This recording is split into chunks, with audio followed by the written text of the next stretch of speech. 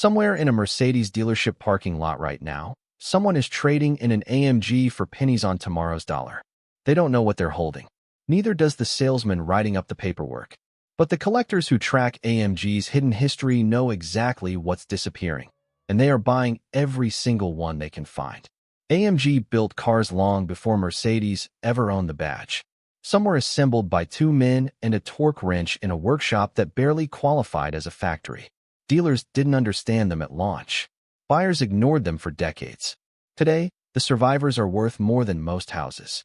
A car that sold for $36,000 15 years ago brought $761,800 in 2022. A homologation special built just to legalize a race car now trades for over $700,000. And one AMG, a machine so valuable it was recently seized by the FBI from a fugitive's private collection, is worth more than $13 million. This isn't a list of fast cars. This is a list of vanishing wealth.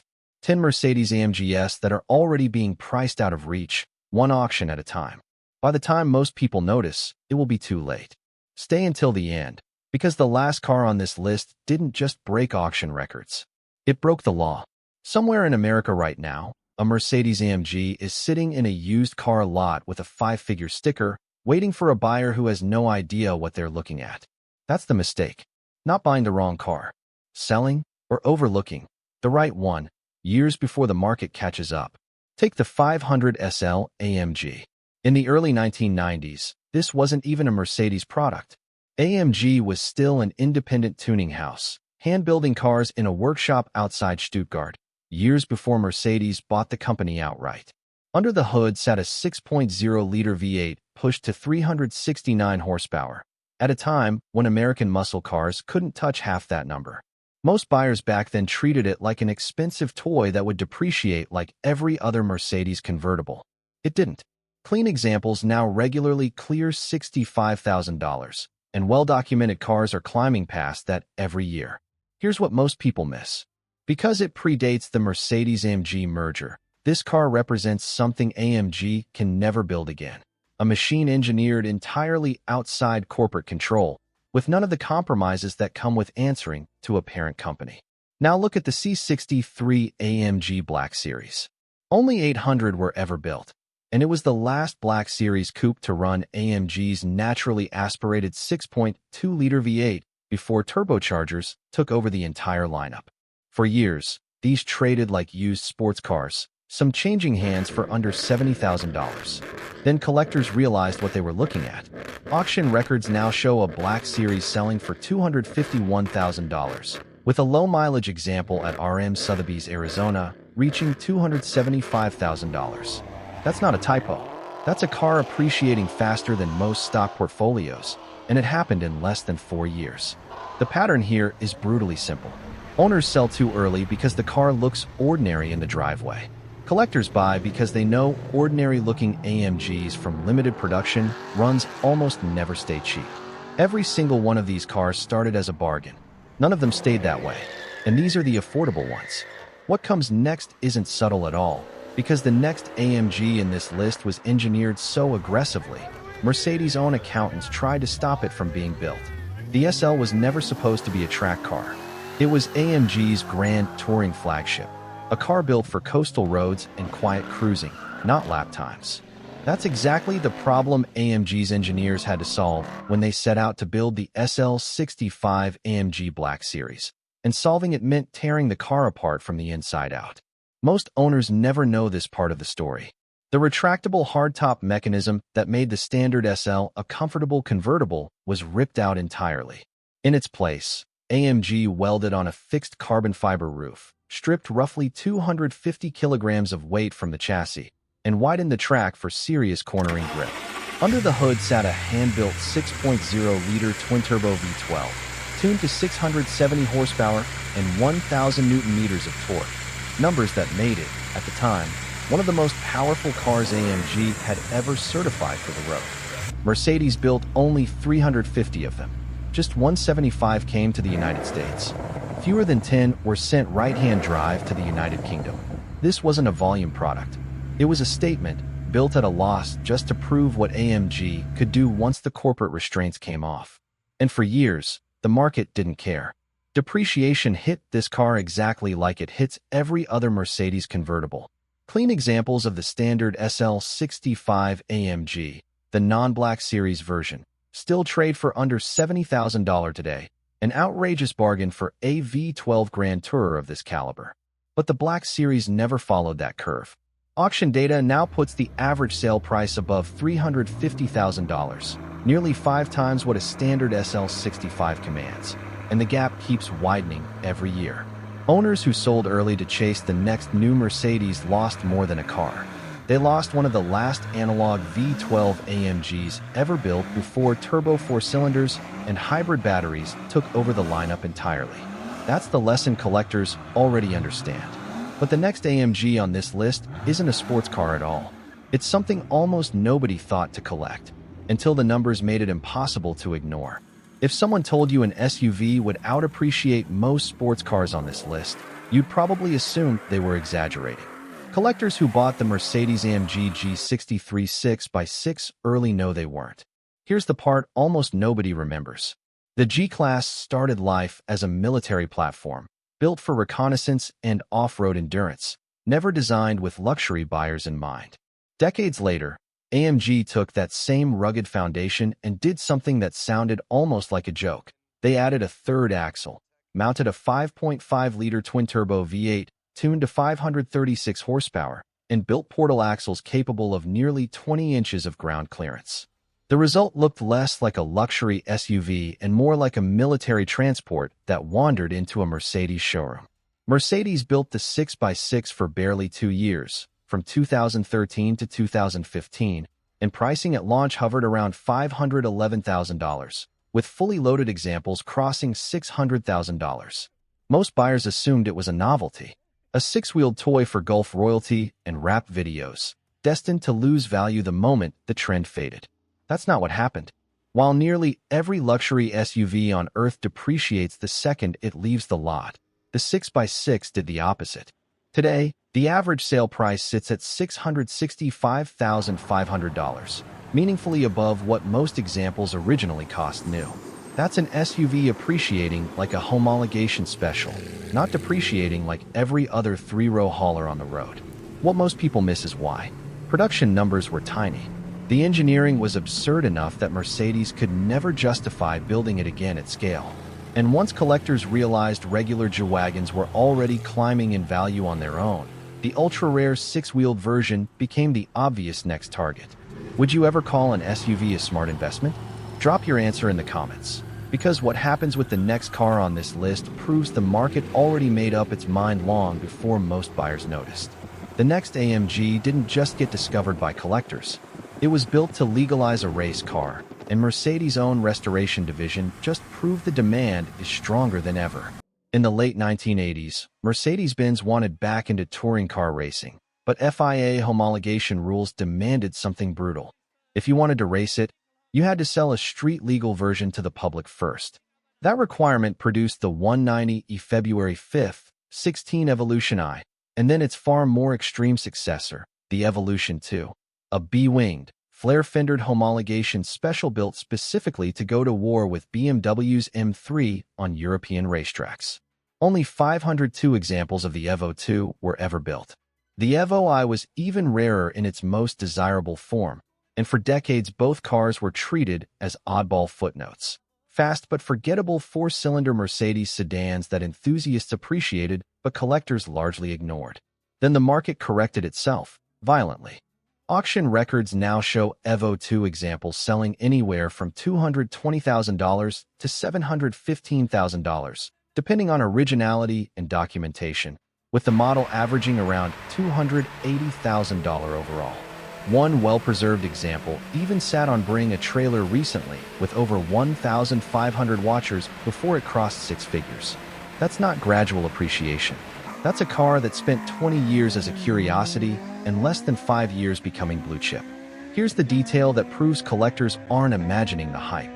HWA, the motorsports outfit founded by AMG's own co-founder, is now building a modern tribute to the Evo 2 from donor chassis, with starting prices around $753,600 before options. When a manufacturer's own bloodline puts a $750,000 price tag on paying homage to your car, that's not nostalgia. That's a market signal. Someone who sold an Evo 2 a decade ago for $80,000 because it was just an old 190e is watching that same car sell for 9 times as much today. That's the regret every collector on the sidelines eventually feels. And this isn't even AMG's most valuable pre-merger secret. The next car on this list wasn't built in a proper factory at all. It was hand-assembled by a workshop that barely had a name, and one surviving example just sold for a number that stunned even seasoned collectors. Before AMG belonged to Mercedes, it was barely even a company. It was a handful of engineers in a falterback with a workshop, a torque wrench, and an idea nobody at Mercedes asked for.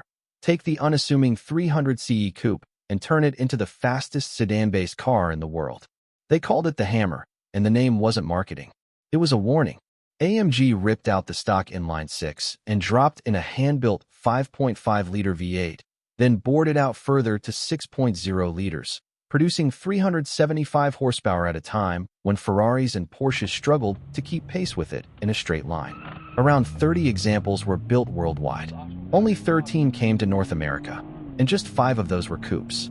Here's a detail most owners never hear about. One Hammer's ownership history runs through a DEA seizure, after which it was purchased directly from a federal auction by Rob Deere, a former Major League Baseball outfielder. He kept it for 2 years before trading it away entirely, never knowing what it would become. What it became was staggering. A 1988 Hammer coupe with barely 19,000 miles on the odometer sold for $761,800, a record-breaking figure for a car that Barrett Jackson had auctioned off for just $36,300 back in 2010. That's not appreciation. That's a 21-fold increase in barely over a decade, on a car most people would have mistaken for an ordinary used Mercedes sedan sitting in a parking lot. Would you have recognized what you were looking at? Or would you have walked right past it like everyone did for 30 years? Say what you'd have done in the comments, because this is exactly the blind spot collectors are exploiting right now. Only one Hammer wagon is confirmed to exist. Collectors who've tracked its ownership history still argue about where the rest of the pre-merger AMG lineup disappeared to, and most of it may never resurface. That's how rare pre-merger AMG really is. But the next car on this list represents something even more final. The last car AMG ever built entirely on its own terms, before Mercedes absorbed the company for good. Some cars end an era instead of starting one. The SLS AMG Black Series is one of them. When AMG designed the SLS, they built it as a spiritual successor to the legendary 300 SL Gullwing. Same dramatic upward-swinging doors, same long hood over a front mid-mounted engine, same unmistakable silhouette that turns heads decades apart. But the Black Series variant, introduced in 2013, was something different entirely. It was the final car developed completely in-house by AMG before Mercedes folded the brand fully into its own engineering structure. After this, AMG would never again build a car this uncompromising without corporate oversight shaping every decision. Under the hood sat a 6.2-liter naturally aspirated V8, tuned to 622 horsepower, the same engine architecture that traced its lineage back through the C63, the SL65, and a string of AMG competition cars. It was the last time that specific naturally aspirated formula would ever appear in a Black Series model. Everything AMG built after this point would rely on forced induction, hybrid assistance, or both. Only around 350 examples were built. For years, some traded on enthusiast auction sites for under $100,000, dismissed as an expensive toy from a brand better known for luxury sedans. That perception is gone now. Recorded sales have reached as high as $1,815,000, with the broader market averaging well above $700,000 for clean, documented examples. Collectors who understand what last naturally aspirated actually means in AMG's history are the ones driving that number upward. Its spiritual successor tells the same story from a different angle. The AMG GT Black Series, AMG's modern halo car, already commands $250,000 to $340,000 for low-mileage examples, and early cars are appreciating year over year. Two Black Series generations, separated by nearly a decade, both proving the same pattern. AMG's most extreme, least compromised machines never stay affordable for long. That was the last car AMG ever built entirely on its own terms. What comes next isn't just the most valuable AMG ever made. It's the one that got federal agents involved, not once, but across two completely different decades, for two completely different reasons. Every car on this list ends with an owner realizing what they had. The final car on this list ends with the FBI at the door. In the mid-1990s, Mercedes and AMG set out to dominate the newly formed FIA GT Championship. What they built was the CLK GTR, a race car so dominant it won 17 of 22 races across its first two seasons, claiming back-to-back constructors and drivers' championships. But FIA rules demanded something in return. To race it, Mercedes had to build road-legal versions and sell them to the public. That obligation created one of the rarest supercars ever certified for public roads. Just 20 coupes and 6 roadsters were built by AMG's Special Vehicle Construction Office, alongside 2 prototypes. Under the carbon fiber body sat a 6.9-liter naturally aspirated V12, producing over 600 horsepower and sending it through a sequential 6-speed transaxle straight from the race car. At launch in 1997, Guinness World Records certified it as the most expensive production car on Earth, with a sticker price north of $1.5 million. That number looks almost quaint now. In November 2023, a CLK GTR Roadster, one of only 6 ever built, sold at auction for $10,235,000. Months earlier, a matched coupe and roadster pair went under the hammer together with a combined pre-sale estimate approaching $20 million. This is a car that appreciated roughly 7-fold from its original sticker, and it's still climbing. Then, in late 2025, the story took a turn no collector script could invent. Federal agents seized a CLK GTR Roadster worth an estimated $13 million as part of an investigation into a drug trafficking ring connected to Ryan Wedding, a former Olympic snowboarder who remains one of the FBI's most wanted fugitives.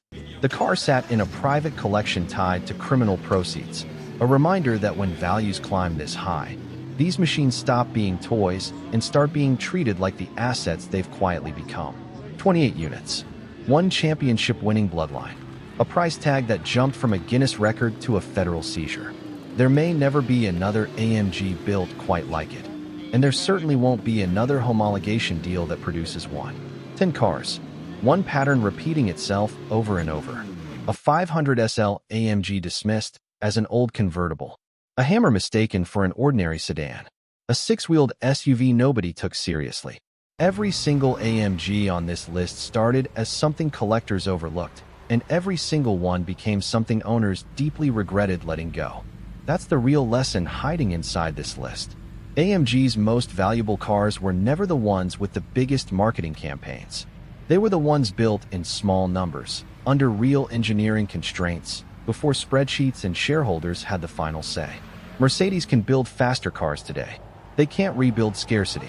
They can't manufacture the specific moment when 2 engineers in a falterback decided to ignore what a car was supposed to be. That moment is gone. What's left are the survivors. And the survivors are disappearing into private collections faster every year. So here's the question worth sitting with. Which one of these 10 would you have recognized in a parking lot?